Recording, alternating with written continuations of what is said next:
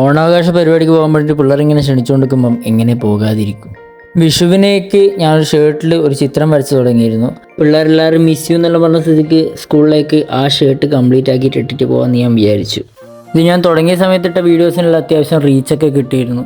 പിന്നെ എൻ്റെ മടിയും തിരക്കുകളൊക്കെ കാരണം അതങ്ങ് മാറ്റി വെച്ചു. ഇപ്പം ഞാനിതിൻ്റെ ഫുൾ വീഡിയോ യൂട്യൂബിൽ ഇട്ടിട്ടുണ്ട്. അതുൽ സതീശൻ ആർട്ട് എന്ന് പറഞ്ഞ യൂട്യൂബ് ചാനൽ നോക്കിയാൽ അതിൻ്റെ ഫുൾ വീഡിയോ കാണാൻ പറ്റും. വരച്ച പിക്ചറിൻ്റെ അകത്ത് എനിക്കാവുന്ന പോലെ ഞാൻ എന്തൊക്കെയോ മാറ്റങ്ങളൊക്കെ വരുത്തി. എനിക്ക് എത്ര വരച്ചാലും തൃപ്തിയല്ല, അതാണ് വേറെ കാര്യം.